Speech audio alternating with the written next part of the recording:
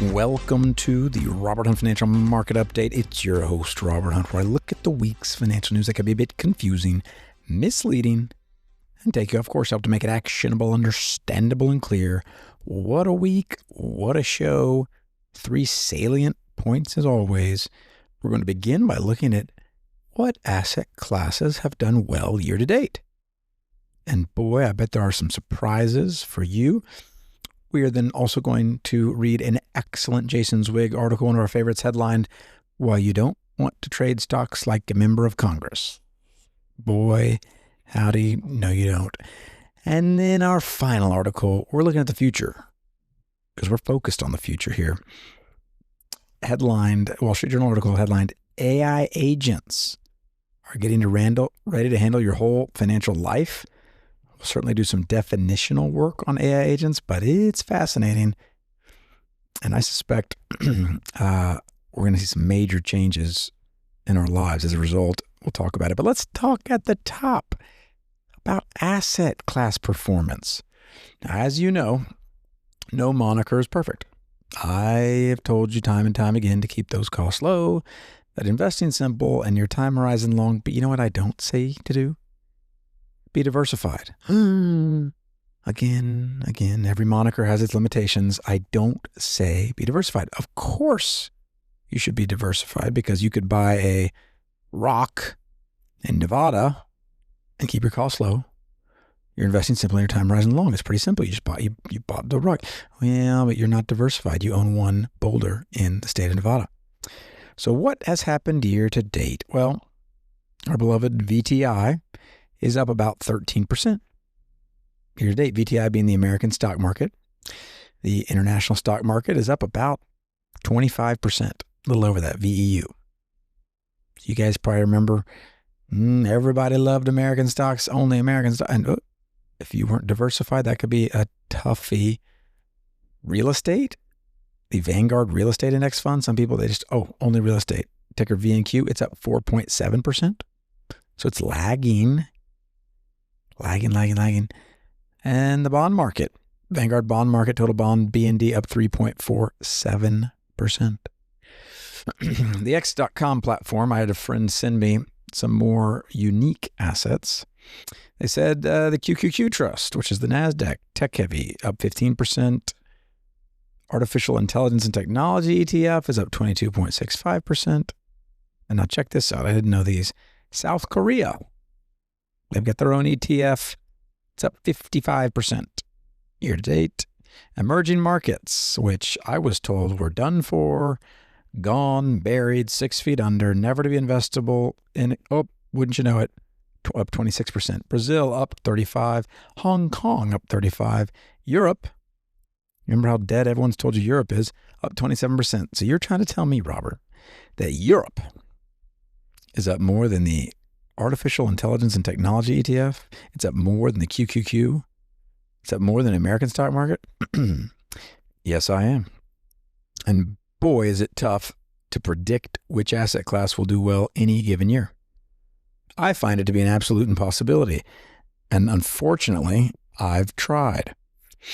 It's not possible. And the danger, listener, in trying, because wouldn't it be great? Now, I've heard a lot of pitches, been to a lot of presentations where this ability was purported to be held by the presenter or by the presenter's company. Hey, give us your money.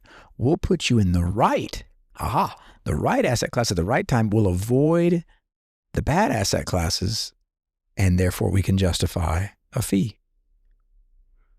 No. Don't take the bait. That list I just gave you, if I were to put that before you on January 1st of this year and said fill in, and I don't care who, I could put it in front of the greatest luminaries in investing lore, past or present, they would have bombed the test. They would have bombed it. I would have bombed it. Buffett would have bombed it. The late, great John Bogle would have bombed it. So the best way to ace your test on investing is to admit your ignorance. Warren Buffett once said, diversification, what is it? It's really just a way to hedge against ignorance. And he meant that in a positive sense. And I say it in a positive sense. as you know, the first stage of learning is you don't know that you don't know. Very scary stage to be in. The second stage of learning is you know that you don't know. What a beautiful place to be in. There are 4 stages. Hang around the podcast long enough, I'll tell you the next 2. So if you recognize your limitations, you are no longer what's called dumb money. Jack Bogle had a great phrase about that. He said, dumb money, once it recognizes limitations, ceases to be dumb. And boy, don't we want to be in that category of investor that's not labeled dumb money. So those data points always help me, remind me I don't have a crystal ball, but neither does anyone else. My best bet is to bet on everything. I like VT as the ticker symbol, VT being Vanguard's total global stock market index. Own it all. 6 basis points is your fee, and it keeps getting lower, which is just the way Vanguard works. So keep it simple, keep it broad-based. Next article. We love Mr. Jason Zweig. Headlined, Why You Don't Want to Trade Stocks Like a Member of Congress. Subheadline, Investors are chasing all kinds of crazy bets in today's bull market. All true. Zweig explains. Just look at how many investors seem unsatisfied that stocks are merely setting record highs day after day. They want more and more, faster and faster. Isn't that true? We're setting record highs. It's not enough. Check this out. Out of 672 launches of new exchange-traded funds so far this year, you'll recall those ETFs are similar to mutual funds, and yet they trade throughout the day. According to FactSet, 28% are tied to a single stock, and 25% are leveraged, amplifying the daily gains or losses of the asset. 672 ways for you to not keep your investing simple. Retail traders, as Zweig explains, account for about 50% of daily trading volume in what they call zero-day options tied to the S&P 500. These are bets that people are making on contracts about what stocks will do the very same day. So a lot of these people are betting on a minute-by-minute basis on what's going to happen. It's a lotto ticket. Let's talk about Congress. Your Congress, for my American listeners, for my listeners all over the world, you might enjoy this bit of foolery that we're doing here in the States. 4 members of Congress have disclosed at least 600 stock trades apiece so far this year. I'll read that again. 4 members of Congress, this is article September 12th of 2025. 4 members of Congress have disclosed at least 600 trades apiece so far this year. Representative Ro Khanna, Democrat, California, reported 2,883 trades through August 29. Representative Rob Brezhnev, Republican from Pennsylvania, reported 629. Zweig explains, to put in perspective, 600 stock trades in 8 months is an average of 4 buys or sells every day. The market's open every day. Now, of course, what do these Congress people say? Oh, I've got advisors that do this for me. I'm not doing anything, or it's on the it's the account as a family member's is not my own. So be it. But listen to this quote. This is by Representative Brezhnev, who I can almost assure you doesn't listen to the podcast. I don't know that for certain. Based on this, you'll understand why I suspect he doesn't listen. When asked if he would tell his financial planner, that's a loose phraseology there, to stop trading his assets so often, listen to what he said. And then do what with it, he said. Just leave it all in the accounts and just leave it there and lose money and go broke. I'm going to read that quote again. This is a sitting member of Congress. When asked, hey, are you going to have your financial planner stop trading your assets so frequently? His response, and then do what with it? He said, just leave it all in the accounts and just leave it there and lose money and go broke. So in his mind, just leave it there, which is the basis of my practice and the investment philosophy I hope that you own yourself. In his mind, that's a way to lose money and go broke. So according to a spokesman, he doesn't trade his own stocks. He has no advanced knowledge of the transactions. And the question Zweig asked, rightfully, is why would a financial planner trade anyone's account more than 600 times in 8 months? He can only guess because this Representative Bresnahan's office declined to make the advisor available. No surprise.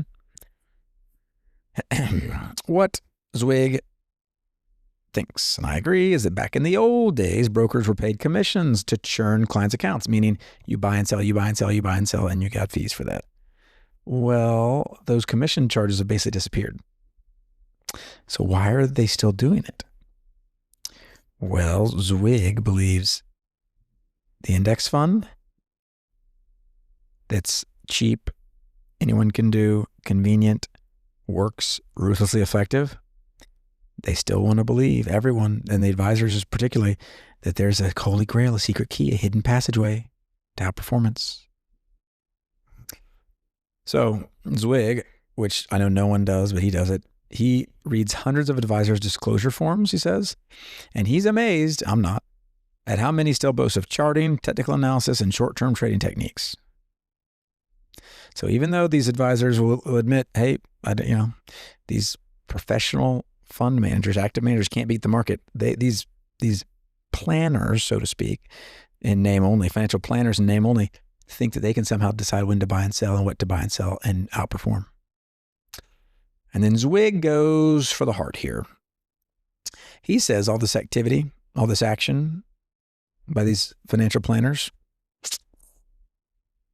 well, it's smoke and mirrors because they collect 1% fee on the assets under management. Using assets under management fees, you have to show activity. You're not going to be able to just stick someone in an index fund, leave it there, not give them any advice for the year, and then charge them 1%. Some people do it. It's getting harder and harder and harder to justify that. Zwig calls it protecting the point, that 1% point charge for a financial advisor. You have to protect the point. You do it by any means necessary. And it sounds like this advisor has found this congressperson and they're a match made in heaven. The advisor gets to protect his point, have 600 trades so far this year. And sadly, the client, this congressperson, is more than happy for him to do it on his belief that you've got to be doing stuff to make money. You can't just lose money. So, interesting article. I'd encourage you to go back and read this one. Zwig, as usual, hits the nail on the head. And then in our final article at the RHF Market Update, we're tech focused. We're thinking about the future here quite a bit. Future. Headline here, Wall Street Journal, Jack Pitcher, AI agents are getting ready to handle your whole financial life. Subheadline, artificial intelligence promises to reshape Wall Street and individual investors like few other tech changes in its history. I believe it. You have me on the record, listener, as I'm a believer. Now, we'll do a little definitional work. What's an agent? Not everybody may be following this super closely. Well, you've heard of artificial intelligence. You may have even seen a humanoid robot. That may be your exposure. Maybe you saw Optimus, what Tesla's going to bring out, or any other humanoid robot. Or you've played with AI, ChatGPT, or Gemini, or XAI, and you've gotten great answers to your queries. What an agent's going to do is going to take all that AI ability. It's going to take some of that beautiful reasoning those humanoid robots are going to seek to have, and it's going to put it in a digital form, not a humanoid form, in the background. So I like to think of it as just really, really, really, really good software that will be able to do a whole host of functions that typically humans would do. So you can think about it, this will replace humans who historically were making these decisions and executing these trades. So get this. This article, I think, sets it up beautifully. It says this, everyone who manages his or her own finances can relate to the headache. It might be you. A half a dozen apps and logins, investments spread across several retirement taxable accounts, employer-sponsored 401ks, pension funds. It can be, the article explains, it can be an arduous task to get a quick read on how much you have allocated to stocks, bonds, cash. Not to mention picking the right mix of assets and rebalancing. But in the not too distant future, your AI assistant could be doing much of that work for you. So Nitin Tandon, who's the Chief Information Officer at our beloved Vanguard Group, which I didn't know this, they now have 50 million US customers. He says you're going to have a personal AI assistant offering advice, no doubt. And I believe that. It is likely that agentic AI's capabilities will soon reach a tipping point that will impact banking and financial services in profound ways. University of Cambridge researcher Brian Zhang and Kieran Garvey wrote in June. What will they do, you might be thinking? The article explains, examining your bank account, credit card debt, before suggesting an optimal strategy. So it's going to take, you may have played with it, well, it's gone now, but Intuit had a software program called Mint that would basically aggregate and pull financial information from various credit cards and checking accounts, and it'd pull it all together for you. Service shut down because it lost money, but it would pull it all together for you and then suggest things for you. Now, they were selling credit cards, so it, wouldn't you know it, it was always recommending a new credit card. That's how it made its money. With these new AI agentic tools, it's going to be like that, but way, way better. Way better.